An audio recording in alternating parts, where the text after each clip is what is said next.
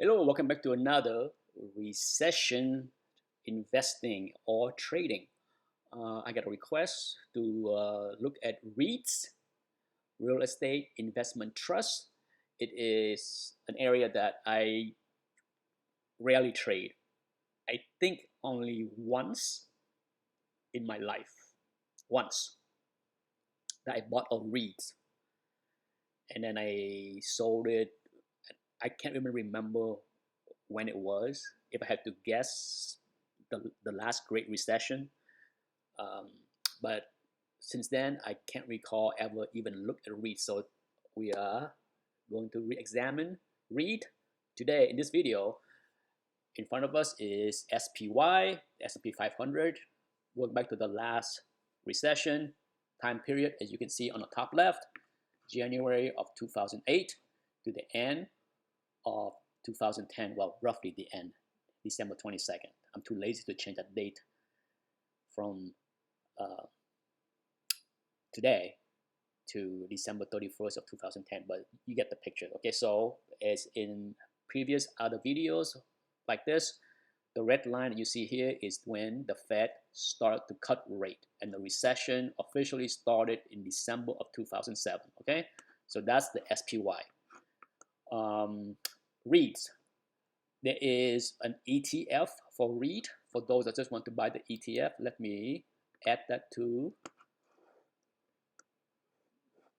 the chart. IYR is a ticker. Huh. I'm not surprised, but in a way, I'm kind of surprised because I did not know what to expect. I thought before I put it in the chart, I thought for sure it would perform better than the SPY, but as you can see, it did not. If anything, it did a little bit worse. It declined more going into the bottom of the market, and then coming out of a recession, it did a little bit better, but I'm still surprised. So right off the bat, it's definitely not a sector that I would want to put my money into going into a recession or coming out of a recession.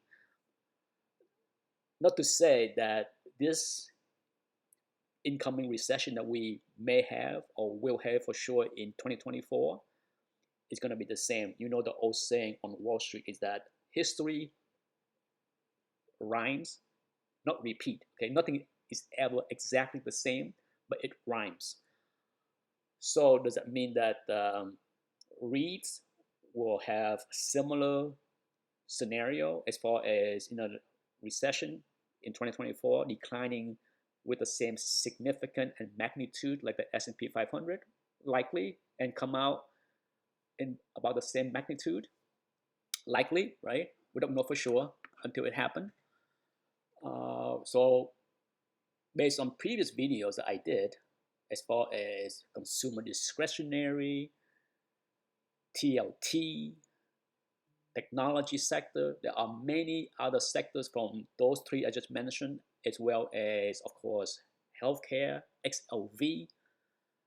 There are many sectors that are worthwhile putting your money in there instead of allocating anything into REIT. You can, but as you can see, you can just put your money in the SPY and it will give you very similar return, right? What about individual REIT? Let me add something here.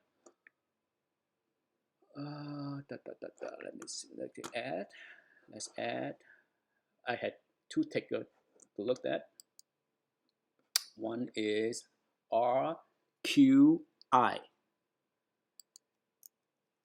RQI. Here we go.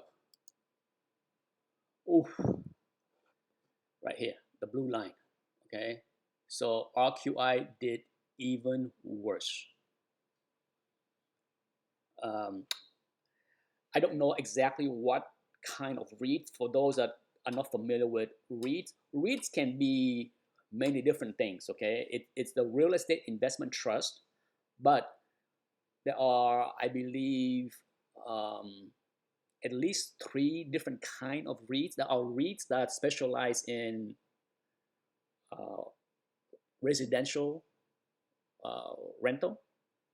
For those that know more about REITs, feel free to correct me if I'm wrong, since I'm very raw to this sector, since I don't invest much, only once in my entire trading life.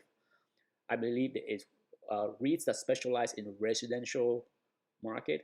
There are REITs that specialize in commercial. By commercial, it can be um, commercial office space. That's one. And then there are REITs that specialize in commercial, but more industrial, right? So that's, I just give you 3 examples right there. So keep that in mind. So depend on what RQI is. The reason why it performs so poorly, maybe because of whatever specific type of REIT it is, but clearly it did very poorly in the last recession. It declined more, and if you look at the rise from the bottom, you can say that it probably rise at the same rate as the rest of the SPY, right? So it's not like you're gonna get any kind of edge if you buy into the REITs at the bottom of the market, because it uh, give you a better return on the way up compared to consumer discretionaries. That chart is very clear that it declined about the same as the SPY, but coming out of a recession, consumer discretionary outperform the SPY by significant amount, because it makes sense. Going into a recession, the bottom of the market, you have layoff, people tighten their belt. But once we hit the bottom, the job market start to recover. People start to go out to eat, start to travel, do all that stuff. So the consumer discretionary rebound stronger coming out of a recession. That makes sense. Um, the other ticker that I was asked to use was VC, VICI. So let's see if I can add that one.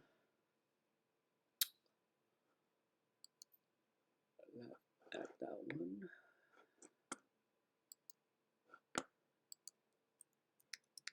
VC. Oh, it doesn't show up. Now, the reason why it doesn't show up, that means that VC did not exist as far as the stock back in this time period. So unfortunately, we cannot compare it. But that's it for this video. I hope it helped answer some of the question you ask and wonder if investing in REIT is a good thing to do. Certainly, I have heard on CNBC this past few weeks, there have been guests that appear on CNBC this past few weeks talking up REITs as a potential good place to invest going into 2024. I have no idea. I didn't pay attention as far as the reason, but I'm pretty sure those people that talk about that did not talk or expect a recession in 2024. That's it for this video. Thank you for watching. As always, if you have any question, write it in the comment section below. Bye-bye.